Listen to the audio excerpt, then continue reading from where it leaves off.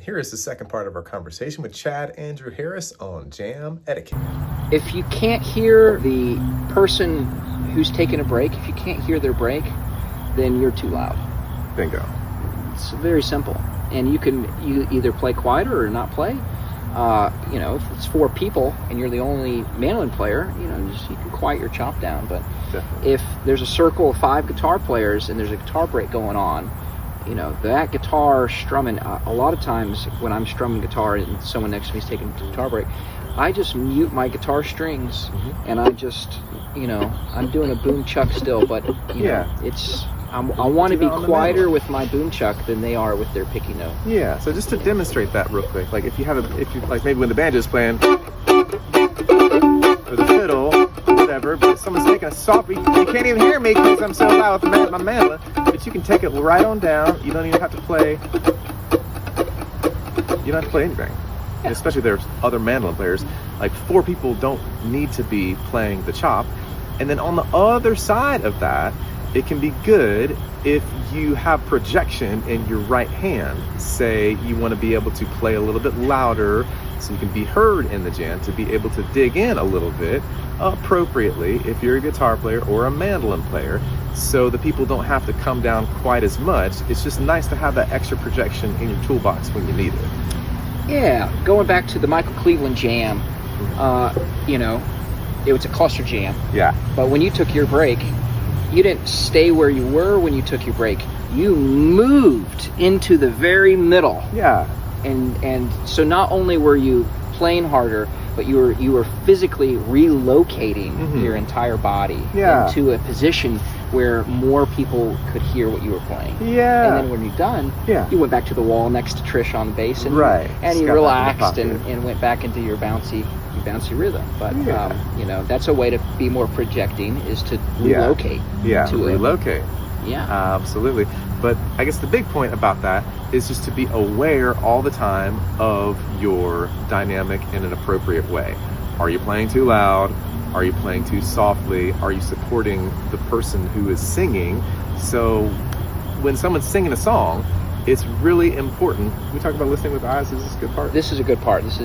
Cool. So we can listen with our ears, but we can also listen with our eyes. Okay. So if someone's singing a song, it can be really important to watch them, to listen to every single word that they're singing, because that is the song. That's the point of the song, is the words.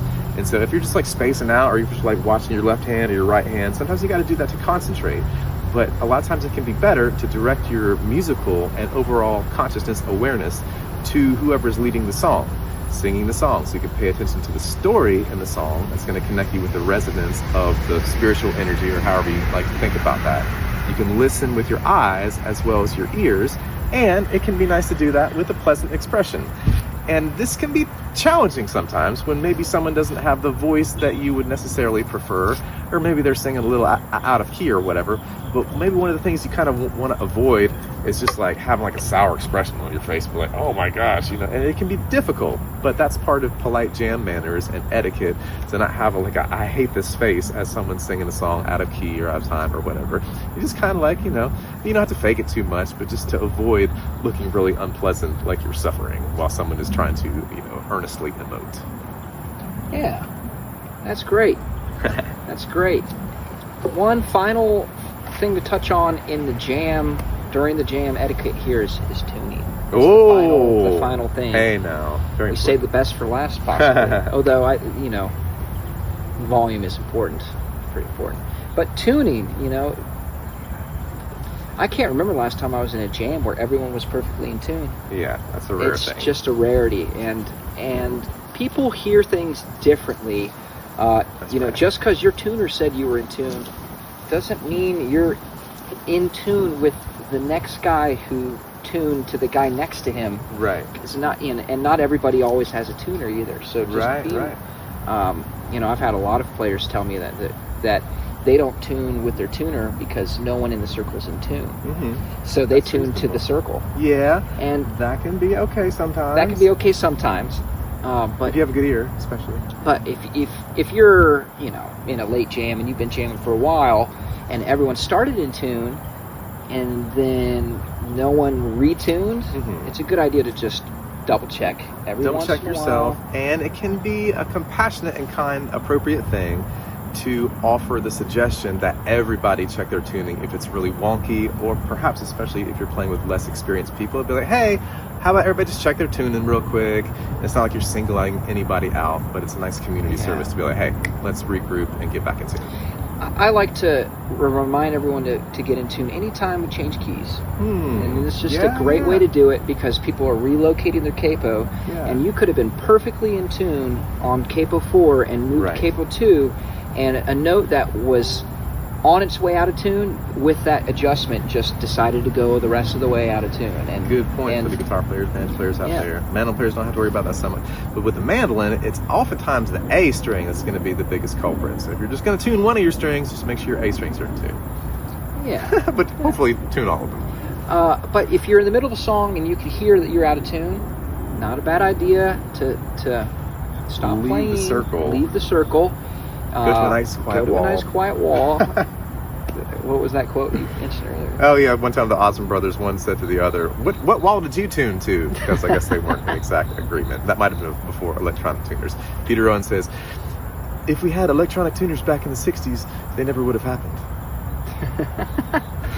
60s would never have happened. Right. Yeah, possible. He might have said that a little bit better, but anyway. That's so tuning, being aware of being in tune, and also addressing the circle and reminding the tuning consistency with kindness. In a kind, compassionate way. Let's check the camera, make sure it's still rolling. Hey, it's still going. Do we talk about cheerleading in this part? So we have another chapter here that we could section. probably put the rest in if you want to jump to it. Good.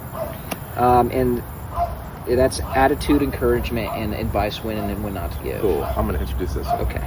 Well, neighbors, thanks for hanging in with us. We got one more section, which is attitude and encouragement. What do we got on that line? Well,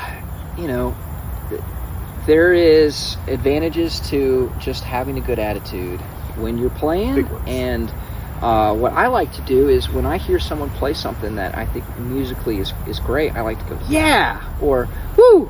Yeah. Or just, kind of, acknowledge that I enjoyed something that they played. And this adds a lot to the circle because it adds an energy of enthusiasm and joy. And it also kind of, I find for myself, sometimes someone will be taking a break and I'll just be distracted and I won't be listening to what's going on. So what I'm doing when I'm expressing, the joy of what they just did, it's helping me stay focused personally on what is being played, and it's drawing attention, it's reminding the others around me, like, hey, like, did you hear what they just did? That was cool, right? Yeah. And it doesn't have to be like Michael Cleveland playing a hot fiddle lick for you to verbally respond with your joy. And also remember that the one small act of kindness can change someone's life. So even if the break was just okay, or maybe they just kind of made it to the end, but that's good for them. You can just go like, yeah, good job.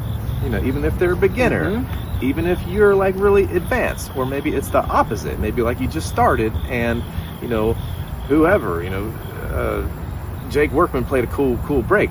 It goes both ways that you can celebrate. You don't have to go over the top.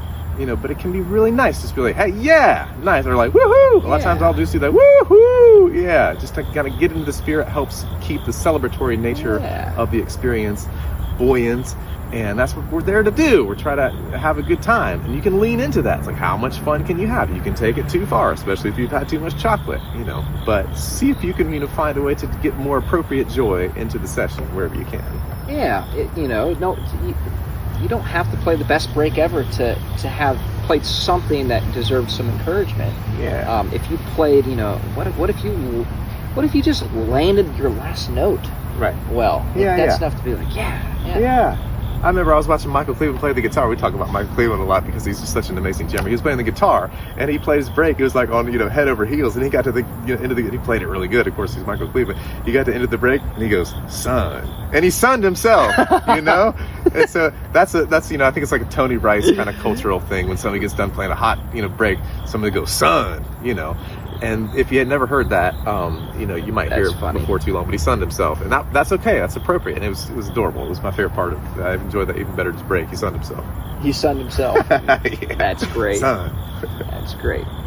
Oh man, yeah. So that's great. And then, encouraging those less experienced. Yeah, I think important. that kind of piggybacks off that. But you can find something positive about every person's playing. I think. And this can be a nice little segue to avoiding awkward silence at the end of a song. If you get done playing a song and no one says anything, how awkward is that? Better than people noodling. Oh, we didn't talk about noodling. Don't noodle too much in between the songs, and don't tune too much. Okay, you want to practice don't do that too much. But avoiding the awkward silence at the end of the song. There's always something, almost always, maybe always, that you can say, even if it's not like directly complimenting the effort of who was leading the song. Maybe they did a really good job. I love the tone of your voice. I like how you hit that chorus. Boy, you gave me the cold chills when you hit that, last chorus there, whatever. Or your banjo break, really, you were getting that Scruggs thing happening, or Ralph's, whatever. Some nice little compliment. You got a nice chop. Yeah. Got a nice chop. Boy, we're really grooving. Whatever it is. At the very least, you can be like, that's a good song. That's a good song. That's a good song. If I'm ever jamming with you and I hear that, I'm gonna be like, oh man, we didn't play that very well. That's a good song. But it's still positive. And people can feel that you're making an effort to keep the kind, compassionate vibe going. Yeah. And then let's see. When not to give advice. When not to be. Nice one. Yeah. So this is Let's use that young gentleman as an example, because he's a phenomenal mandolin player. It's a young mandolin player who played a phenomenal version of 11 years old. He's young, and I think he's just one of the. I really enjoyed playing with him. He's shredding it. Shredding, and some guy commented on this video. Need more feel. Mm-hmm. He did say good job or well done, but then needs more feel. Unsolicited advice. We're all learning. Yeah. He's thinking that, hey, is it not okay to be a little bit critical or whatever it is, and it's not the best thing a lot of times. There's a time and place for that. And the online comments is just pretty much very rarely the right time to criticize, I think. Yeah. If you did want to offer something, you could be like, hey, are you open? And maybe just kind of as an aside, not be like, hey, Johnny or Julie, are you open to some advice that might help you? And be weird about it. Just be like, hey, would you be open to, a little reflection in a nice, compassionate, kind way? And then you all open the door to them to be like, sure, or be like, no thanks. And I'll throw myself under the bus here, because I'm guilty of this in many occasions. I'm better at it now, I think. But there's often a time where I play a song with someone and I'm like, that's not how the song goes. Yeah. And, picking your battles, this is another point of when to say, hey, that chord doesn't go there. Or that's not the right time to change a chord. And sometimes it's the right time for that, and sometimes it's not. And it's a sensitive area. It's a sensitive area, and it's subjective, because there's so many versions of so many songs. Right, good point. But something that I've been telling my students lately, Strum Machine is a great source for practicing accompanying, playing with accompaniment. But the last couple times that I've looked up a tune, it's been wrong. And I've been telling my students, just because Strum Machine has the chords in this order doesn't mean these chords are correct. And just because you looked at the lyrics on bluegrasslyrics.com does not mean those are the correct lyrics. So you can always, this is a little bit different, go listen to the original version of it and write the lyrics down yourself, or at the very least get the bluegrasslyrics.com as a text file and then listen to the song and edit it to make sure it's correct. And I still need to work on expressing with love, like, hey, can you play this way? Yeah, with love. With love. That's the key. I've heard, all my way back to the old home, perfect example. The last line, that shined on the road where I live. Some people say, that shined long ago where I live. It's like, okay, so that's not what Bill Monroe sang. Who cares? I'm not going to pick that battle. That's a battle that's, doesn't have a lot of advantages. Right. Yeah. Let it go. Let them sing it and enjoy it, and don't bother yourself by being bothered. And there's all sorts of battles, like this is a good one, Dixie Hoedown. Uh-huh. I really What are the love chords? the B section, B minor, A minor. Oh, it's so good, and that's Jim and Jesse wrote it that way. And then coming back to the G, da-da-da-da-da-da-da-da-da, G, G, G, G. A lot of people stay on that D. That's a battle. Maybe don't pick it. That one don't pick, but a lot of banjo players play a B7 instead of a B minor because there's a recording of, I don't remember the banjo player, but there's a prominent banjo recording where he does that song with the B7. And I've met multiple banjo players who play a B7 there. Yeah. And the melody that I learned on fiddle from Jim and Jesse does not work over a B7. It sounds really bad because the minor 6 versus that dominant, it's drastically different over that chord. Yeah. So that's one that I've had to pick. I've decided to pick it. And sometimes I've regretted it. Sometimes I've, the jam's benefited from it. Oh gosh, that reminds me of the extra beat in Old Dangerfield. Boy, I've caused a lot of consternation in my life, and I wouldn't do it again too much by putting that. I've just ruined a vibe by being like, really forcefully playing that extra beat with Bill Monroe's whatever. Let it go, flow. I'm guilty of the same thing. There's so many examples. So many. Because there's so many versions of these tunes that are prominent and in people's ear holes, and they're not all the exact way Bill did it. That's right. It started even with old Joe Clark. Old Joe Clark, the B part. Down, is it the 5 or is it the flat 7? The old time ways to the 5. There's so many examples, and sometimes it can be like worth a nice, friendly discussion afterwards, but just be aware of your tone. Yeah. I did a jam 2 nights ago with a couple fellows. We're rehearsing for a show we have next week, and we were playing Angeline the Baker, and I made a snarky comment. I said, real players don't play the 5 as we were playing it. Ouch. I know, but they can handle it because they're good sport. But that's a big debate on the Angeline the Baker. A lot of players play the 1/4. Yeah. And emit the 5, but a lot of some players play a 5 at the end. Yeah. And I it's probably too strong to say real players don't play the 5. I feel on Antoine Baker. We're learning as we're going. Yeah. Like, I mean, in my life, I can't tell you, like, starting from the time I was 13 years old, I can't tell you how many jams I have subjectively ruined. I'll tell this a quick story on me, unbecoming. When I first moved to Nashville, I was a punk in a lot of ways, and I suppose really unbeknownst to me, I mean, it's a lack of awareness on my part, but I remember going to like the cool kids jam session at the cool kids house. I'm not going to say who it was, but a very well-known group of like cool bros. It was like the bluegrass frat, house. And I walk in the door and they're all jamming here. And I walk in the door with my mandolin case, ready to have a good time, I think. And they say, "Oh, Chenry's here, let's stop playing." You don't want to be that guy. And so I never want to have that be my reputation.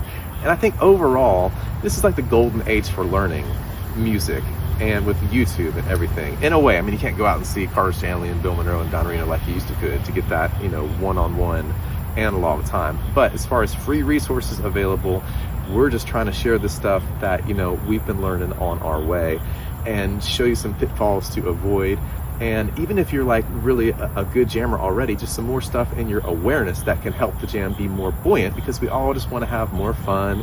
We want to help our friends and family be less like paranoid and be less in our own heads, and just have a better idea about what to be doing as a general rule that's going to help the group wah, as they might say in Japan. So you don't want to walk into a jam and be like, okay, let hear people say, let's stop playing, because, maybe your ideas about how the music should be played are so strong and so strident that it gives people don't, maybe you are good, but they don't want to play with you. And how much fun is that? Zero. Yeah. It's funny. It makes a funny story now, but there's levels. There's levels. Like, we played Gold Rush at this jam, and then afterwards you were like, "Hey, anyone aware of the recording that's got a third part that Byron Berline wrote?" Yeah. And some of us were like, "Oh yeah." And, yeah. And some people hadn't heard it, and you proceeded to show everyone, "Oh, it's this." And then now it's in their head for like the next time, or maybe sometime on their own time they can investigate that third section. Right, trying to share that in a good way. But you don't need to play it in the middle of the jam and then look at everyone and be like, y'all don't know the third part. You know, gosh, it's gross, and you just want to avoid that like the plague that it is. So when to give advice and encouragement. And we're not going to get it perfect. You just got to try, but just try to stay on the safe side of town. You got to pick those battles. And again, it's the kindness and the compassion that is the key, you know, along with the picking the battles. And, you know, just learn a little bit every time. That pretty much wraps up everything except for the final, you know, noodling. Noodling. Yeah. Post-jam etiquette. Yeah, and post-jam etiquette, that falls under that category, I suppose. But post-jam etiquette, you know, how often does a song finish and then you hear 5 people all playing at the same time, just playing things that they're like, oh, maybe I should have played this, or maybe someone's just starting to get the next song in their head that they want to play. Yeah. You know, there's nothing wrong with leaving the group and just walking outside or walking away from the circle and then being like, you know, I wish I had played this. Let me go on my own and figure this out. Or I'm about to kick off the next song. How does it go? Let me go over here in my own world and do that. You got to remember that your music, your instrument, it's like spraying perfume like all the time. And that's going in people's ears. Maybe that's not the best. That's like, a great, you know, it's a great way to do it. Even if you're just noodling or tuning or whatever, that's perfume that's going in someone's musical nose, and you just want to be mindful that you don't get too much of your Ooh Day Monroe or whatever it is up somebody's nose, and just want to try to avoid. And great players are going to appreciate this in your circle because as you advance as a player, you become more sensitive to the sounds around you. Yeah. So exactly. 3 more things, really. So contrast in, like, if people are playing breakdown after breakdown after breakdown, and B, whatever, it's nice to slow things down. Do like a 3/4 time thing. Do like a gospel thing. Do a blues. Do something that is a different sound. Not every song's got to sound like Mountain Dew and How Mountain Girls Can Love, you know, for 4 hours straight in the key of B. All right.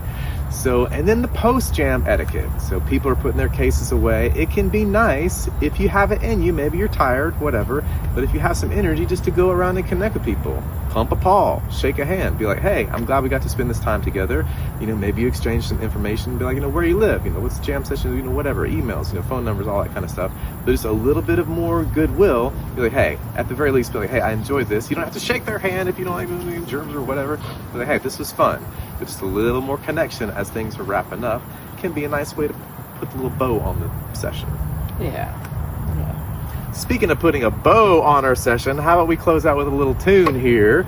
And thank you for going on this journey with us. I think we did a very thorough and comprehensive job of sharing what's on our hearts with all the good neighbors. And if you liked the video, please like the video. If you didn't like the video, but you kind of liked it a little bit, please like the video. That helps us with our algorithm and all that. And if you'd like to support the channel and the work we're doing here on the Noy Mountain Music channel further, please go to patreon.com/Noy Mountain Music, and you can find a good tier. They've got the monthly workshops that are free for the folks in the family tree tier level. We got the note for note mandolin thing, note for note guitar, and lots of cool stuff going on there, some exclusive content. And many thanks to all the folks who have been supporting the Noy Mountain Music Patreon. And thank you very much, Chad, for being with us here. And you can, Chad lives here and teaches, if you want to get the lesson with him, he's a great teacher, great communicator.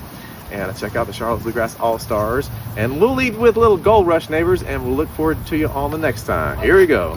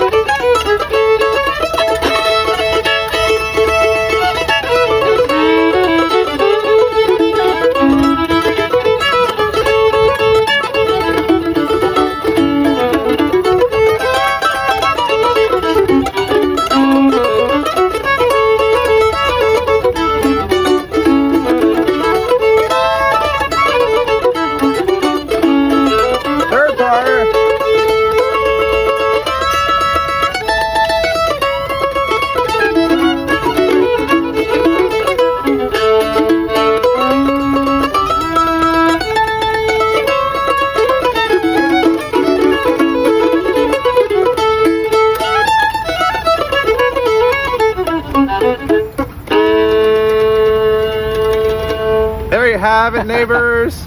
Mighty fine. Man, I guess I got to learn that third part. That's a good one.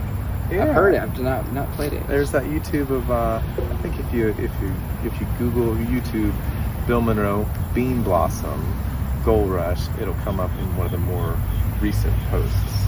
Cool. I think It's Byron has a version with so- Mark Connor. Yeah, that well. too, for sure. But you gotta check out that one with Bill, because Okay, the way the Bean Bill Blossom. plays it is just so beautiful. His note spacing and timing is just like, how you do that? All right. It's really fun. Adios, neighbors. Oh, it's still going. We got it locked. Oh, it's still going. 50 minutes.